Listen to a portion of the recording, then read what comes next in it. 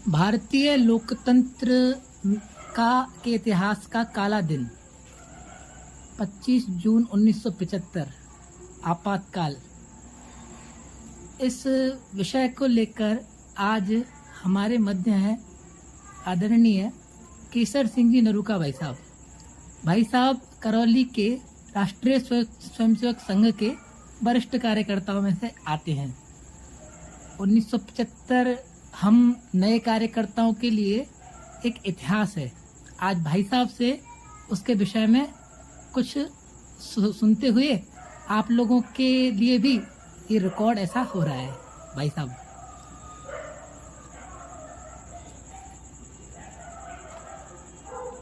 हाँ, जैसा भी 1975 में कैसी परिस्थितियां क्या थी, कैसा हुआ, क्योंकि हमारे लिए एक सुनी सुनाई रोचक कहानियां जैसी हैं।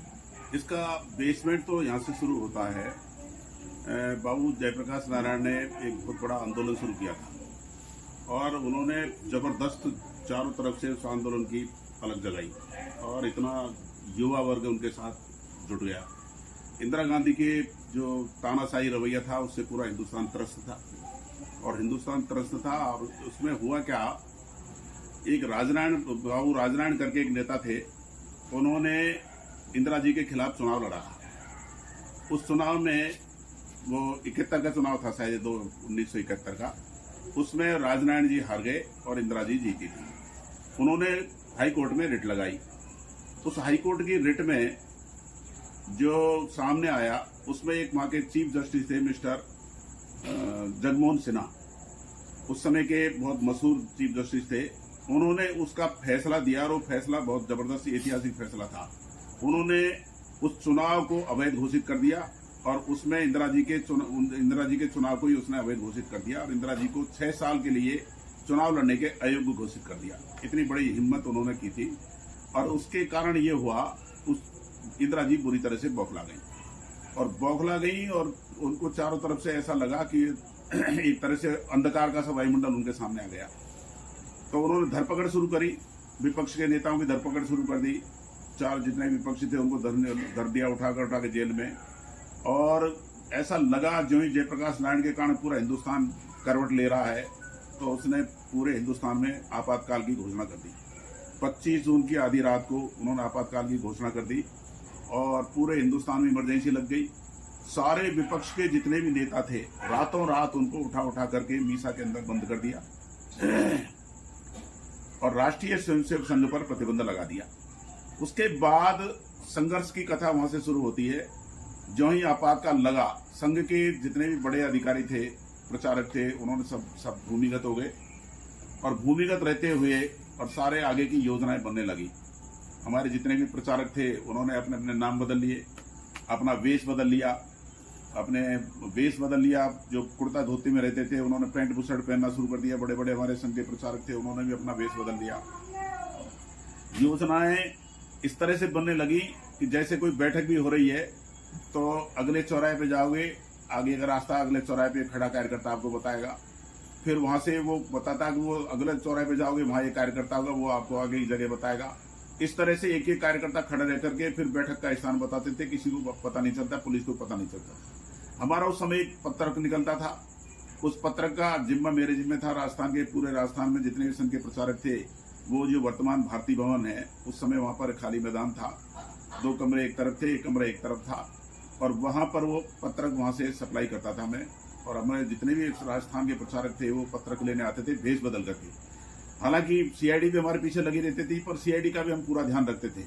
और जो ही इमरजेंसी लगी उसके बाद में उस पत्रक को पहुंचाने का और फोल्डर चिपकाने का काम संघ के कार्यकर्ताओं ने किया। और इस तरह से रात के 9 से रात के 12 बजे तक हम पत्रक चिपकाने का काम करते थे।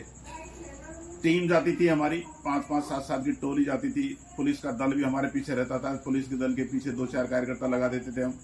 और जो ही मौका लगता, बड़े जैसे चांदपोल गेट है, अजमेरी गेट है, खजाने वालों को रास्ता है और ये सांगानेरी गेट है, जो बड़े बड़े दरवाजे थे, इन पर 5-7 कार्यकर्ता की टीम जाकर के पहले एक घोड़ी बनता, उसके ऊपर दूसरा घोड़ी बनता, फिर तीसरा खड़ा होकर के, जिससे किसी का हाथ नहीं आया, पुलिस के भी हाथ नहीं आए। इस तरह से एक डिब्बा रहता था लेई का, और पल्ले लगाइए, पत्रक चिपकाए आगे बढ़ जाते थे। ऐसे रातों रात हम पत्रक चिपकाने का काम करते थे, जबरदस्त। और यदि बाय द वे कोई चूक हो गई तो पुलिस की गिरफ्त में आ जाते थे, तो पुलिस बुरी तरह मारती भी थी, पुलिस अरेस्ट भी करती थी और बहुत बुरी तरह यातनाएं भी देती थी। कई कार्यकर्ता हमारे यातनाओं के उसमें भी आए। एक बार मैं भी लपेटे में आया, पर मैं तो अपना नाम बदल करके बच के निकल आया। हमारे अभी वर्तमान में SMS में डॉक्टर दया, वो पकड़ में आ गए, उनकी बहुत बुरी तरह से मार लगाई पुलिस ने, बहुत बुरी तरह लाल कर दिया कूदते कूदते। ऐसे बहुत से कार्यकर्ता जम के पिटते भी थे, परंतु उस समय जुनून ऐसा था कार्यकर्ताओं के अंदर, कोई परवाही नहीं करता था, होगा जो देखा जाएगा। और जबरदस्त उसके। तो भाई साहब, जैसा आपने बताया था कि इतने संघर्ष के काल में भी आप लोगों के अंदर ऐसे क्या प्रेरक तत्व आते थे, ये प्रेरणा, ये आपके कथानक हमको बड़े मतलब आश्चर्य होता है कि इतना समर्पण कहाँ से लाते थे आप लोग? भाई, संघ के प्रचारकों की उस समय इस तरह का आदर्श था। हमारे जो प्रचारक थे उनका खुद का इतना जबरदस्त आचार्य था। आप देखिए, संघ के प्रचारक जा रहे हैं, भोजन मिला नहीं मिला। कई बार तो कार्यकर्ता, जैसे मेरे पास रोटी नहीं है तो कल की रखी हुई है तो ठंडी रोटी खा करके चल दिए, कहीं किसी तरह का मन में कोई खराबी नहीं। और इतना जबरदस्त मन के अंदर, ये समझिए, हर प्रचारकों का जो जीवन था वो इस तरह का आदर्श पुंज था कि कोई कार्यकर्ता उनके एक बार संपर्क में आने के बाद में कोई हर तरह की मतलब समर्पण करने की मन में इच्छा रखता था, कहीं कोई पीछे हटने का काम ही नहीं। इस तरह के उद्बोधन होते थे। माननीय सोहन सिंह जी का जो ही बौद्धिक होता था, लोग मर मिटने की कसम खा लेते थे, इतना जबरदस्त उनका उत्साहवर्धक उद्बोधन होता था। महेश जी का, माननीय हस्तीमल जी का, जेल के अंदर भी इनका इतना जबरदस्त उद्बोधन होता था। हर तीसरे दिन इनका उद्बोधन होता था जेल के अंदर। जेल का कोई ऐसा किस्सा वैसा जो आपको लगे कि हमें कार्यकर्ताओं को सुनाना चाहिए, या फिर कोई ऐसी रोचक बात जेल के अंदर की कि जिससे आपको लगे कि हमारे कार्यकर्ताओं को बात पता होनी चाहिए? जेल में हमारा जो करीब 548 संख्या थी केंद्रीय कारागृह जयपुर के अंदर, तो आज जो वर्तमान में हमारे संघ के अखिल भारतीय प्रचारक प्रमुख हैं, वो उस समय जेल के पर्यवेक्षक हुआ करते थे। हमको सारे जेल में जितने भी हमारे जो कार्यकर्ता थे, संघ के जो सत्याग्रह करके आए थे, पकड़ के आए थे, पुलिस पकड़ के लाई थी, उन सबका जगाने का काम उनके जिम्मे था। और जिस तरह संघ शिक्षा वर्ग लगता है, उसी तरह की पूरी हमारी दिनचर्या होती थी जेल में। संघ शिक्षा वर्ग? हाँ, संघ शिक्षा, उसको हम नाम ही JTC दर दिया। जेल ट्रेनिंग कैंप, JTC नाम दर दिया उसका। अच्छा।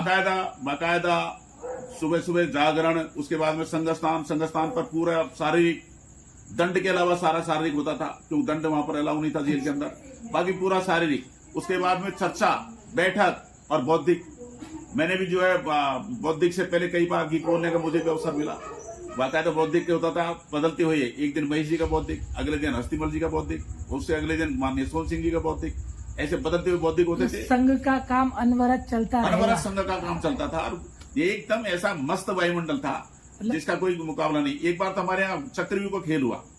आप देखिए, उस चक्रव्यूह के खेल में 7 दरवाजे बने, एक रक्षक दल बना, एक आक्रमणकारी दल बना। मैं रक्षक दल में शुरू के दरवाजे पे था। तो हमारे रक्षक दल के अंदर शुरू के दरवाजे में हमारी संख्या थी 25। तो 25 उधर आक्रमणकारी दल के अंदर, दल के वाले घुसाए हमारे उसमें मंडल में आक्रमण करने के लिए। हमने उन 25 को धराशायी कर दिया। फिर अगले 25 आए, हमने उनको धराशायी कर दिया। हमने मतलब पहले दरवाजे पे उनकी आधी सेना को समाप्त कर दिया चक्रव्यूह में। लास्ट में जाकर के चक्रव्यूह का जो है मैदान हमने जीता। तो आनंद अलग ही आता था जेल के अंदर, बड़ी मस्ती आती थी। प्रधानमंत्री जी का वो सपना कि हम भारत के लोकतंत्र को या संघ को रोक लेंगे, कैद कर लेंगे, नहीं, वो तो सब चकनाचूर हो गया। उतना जबरदस्त हमने वहाँ जेल के अंदर आपातकालेश्वर महादेव पधराए। अच्छा। हाँ, संघ के कार्यकर्ताओं ने सब इकट्ठा होकर के आपातकालेश्वर महादेव की स्थापना करी जेल के अंदर। अभी भी होगा शायद वो। अच्छा। पधराया था। और आप देखिए, सामूहिक खेल होते थे। तीसरे दिन सामूहिक खेल, बड़ा खेल, जैसे अपने संघ में होते हैं बड़ा खेल, इस तरह बड़ा खेल होता था। और हर 7वें दिन विशेष भोजन का आयोजन भी होता था। और किसी तरह की कोई कमियां थी, जैसे हमारे परीक्षार्थी थे, 10वीं के परीक्षार्थी, 12वीं के परीक्षार्थी जेल के अंदर आए, तो बोर्ड की परीक्षा कैसे होगी इनकी। तो हमने आंदोलन किया। भवन जी के नेतृत्व में हमने 2 बार भूख हड़ताल करी। तो हमको दूध मिलने लग गया। दूध नहीं मिलता था पहले हमको। अच्छा। हाँ, जितने भी गए थे हम जेल के अंदर, उनको दूध नहीं मिलता था। हम 5 दिन की हमने भूख हड़ताल की, हमको दूध शुरू हो गया। तो इसी तरह से परीक्षा भी वहीं जेल में परीक्षा का व्यवस्था हो गई। बोर्ड की परीक्षा हमने वहीं ली। मैं भी इन्विजिलेटर बना था जेल के अंदर। हाँ, वर्तमान में जो गजेंद्र सिंह जी हमारे अखिल भारतीय किसान संघ के अधिकारी हैं, वो भी उस समय 10वीं की परीक्षार्थी थे। मैंने उनकी परीक्षा ली थी। अच्छा। जेल के अंदर। तो जेल का तो वायुमंडल इतना जबरदस्त उत्साहजनक था कि कोई किसी तरह के मन में कोई कमजोरी थी ही नहीं। और वापस लौटने की कई बार कहते यार घर से इतने दिन से जेल में पड़े हो, क्या लौटोगे नहीं क्या? जिसके अंदर कोई बहुत कमजोरी थी, ऐसे कोई 2-5 कार्यकर्ता होंगे जो माफी मांग करके जेल से लौटे होंगे, बाकी कोई पीछे हटा ही नहीं जेल के अंदर जो आ गया। तो उस समय भाई साहब जैसे ऐसा और भी लोग कई किताब वगैरह में जो पढ़ने को मिलता है, तो कितनी उम्मीद आपको थी कि ये आपातकाल हटेगा, कब हटेगा, कैसी अनिश्चितता का कैसा नहीं, माहौल था? वायुमंडल अनिश्चितता का वायुमंडल बेशक था, पर सबके अंदर जुनून ऐसा था कि इसकी ऐसी तैसी क्या, इसमें दम क्या है, सारे के सारे हम पूरी जेल भर डाली हमने पूरे हिंदुस्तान की, इनके कहाँ तक ये भोजन कराएंगे, हमको देखेंगे इनमें कितना दम है। तो सब धराशायी हो गए, हमारे जुनून के आगे सारी सरकार धराशायी हो गई। स्वयंसेवकों का आत्मविश्वास इतना जबरदस्त था जिसका कोई मुकाबला ही नहीं। और उस समय के कार्यकर्ताओं में एक आत्मीयता भी बहुत जबरदस्त होती थी। आजकल जो वर्तमान में देखता हूँ, कार्यकर्ता में जरा सी बात पर रुष्ट हो जाते हैं, एक दूसरे की क्रिटिसाइज करने लग जाते हैं, ऐसा कुछ था ही नहीं पहले। संघ में इतना जबरदस्त स्नेह का वायुमंडल था जिसका कोई मुकाबला नहीं। एक जैसे भाई साहब प्रिंट मीडिया, इलेक्ट्रॉनिक मीडिया इतना सक्रिय नहीं था। हाँ। तो पोस्टर वगैरह का भी सुनते हैं, तो उसमें आप हाँ, पोस्टर लगाते थे ना, पोस्टर लगाते थे जेल में जाने से पहले। यही काम किया हमने। मैं गया 15 नवंबर को जेल में गया, 15 नवंबर को, और 25 जून को इमरजेंसी लग गई। इस बीच में हमने यही काम किया। पूरे जयपुर के महानगर के सारे जो मेन चौराहे थे उनमें सब में पोस्टर लगाते थे, धमाके के साथ जाते थे, पुलिस की परवाही नहीं करते थे हम। पुलिस आई, मैंने बताया ना, पुलिस आ गई, पुलिस में ध्यान रखते, 2 कार्यकर्ता पुलिस के पीछे लगाते थे, देखो भाई पुलिस कहाँ जा रही है। अच्छा। वो हमको सूचना करते पुलिस आ रही है, तो हम झट से वहां से भाग लेते थे। अब बायदे में कोई पकड़ में आ गया तो उसकी धुनाई भी जोरदार होती थी, बहुत बुरी तरह से उसको यातनाएं देते थे, पर सहज ही हम पुलिस की गिरफ्त में आते नहीं थे। पुलिस वालों का एकदम क्रूर रूप, बहुत जबरदस्त, महा जिसको कहना चाहिए राक्षसी रूप, पुलिस का राक्षसी रूप। दौसा के हमारे जो बालक थे, 10वीं 8वीं के बालक आए थे, उनको इतने बुरी तरह पुलिस ने मारा।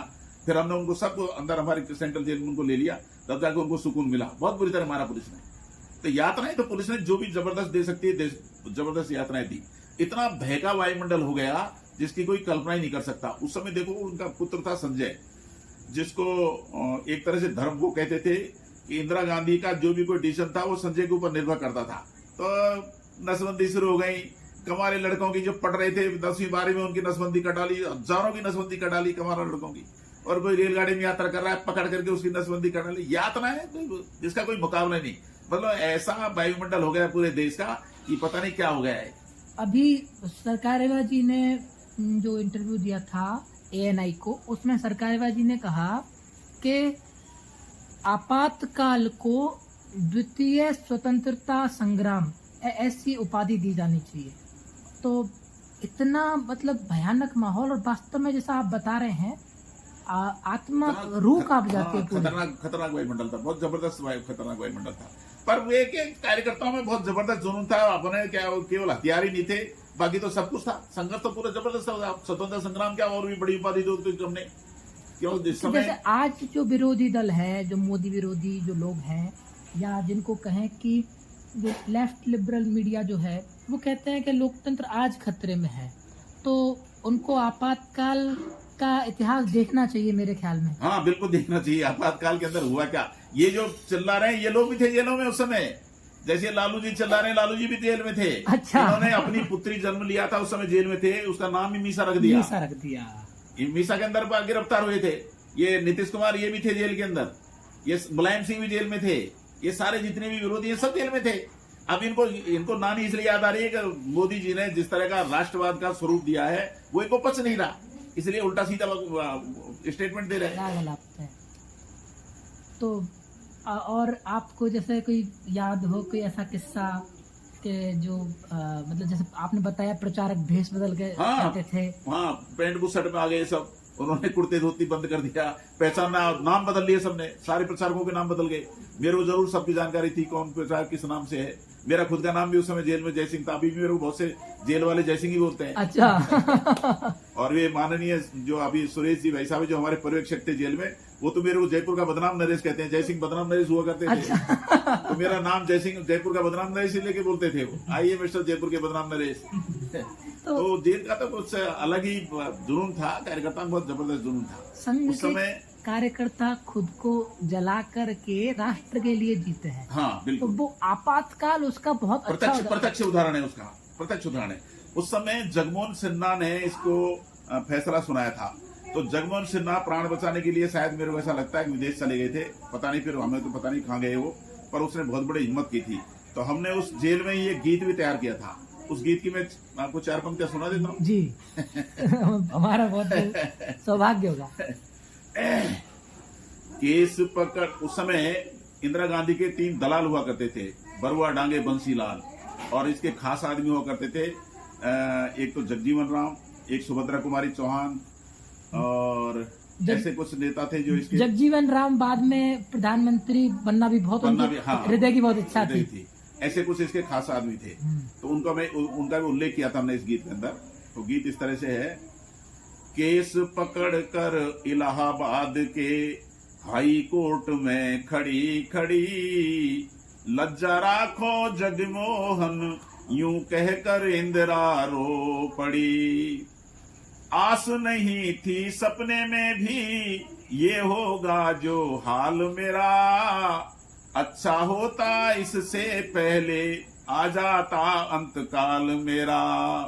सुप्रीम कोर्ट भी लगा जागने, किंतु वो धीरज खो पड़ी, लज्जा राखो जगमोहन, यूं कहकर इंदिरा रो पड़ी। कहाँ गई सुभद्रा मेरी, कहाँ राजेश्वर राव मेरा, कहाँ गया जगजीवन मेरा, जिनको था अरमान मेरा।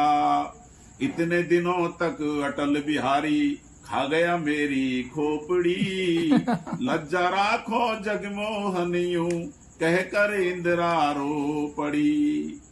बरुआ, राव, ब्रेजनेव बैठे, शर्म नहीं इन मुखड़ों पर, है धिक्कार सभी को पलते चंद चांदी के टुकड़ों पर। इन सब की बुद्धि में धूली क्यों पड़ी, लज्जा राखो जगमोहन, यूं कहकर इंदिरा रो पड़ी। अंतिम। गद्दी नहीं छोड़ूंगी चाहे बिक जाए यह देश मेरा, मरते दम तक होगा भारत चप्पा चप्पा लाल मेरा। जयप्रकाश के आंदोलन से देश की जनता जाग पड़ी, लज्जा राखो जगमोहन, यूं कहकर इंदिरा रो पड़ी। केस पकड़ कर इलाहाबाद के हाई कोर्ट में खड़ी खड़ी, लज्जा राखो जगमोहन, यूं कहकर इंदिरा रो पड़ी। ये गीत बहुत चला जेल में।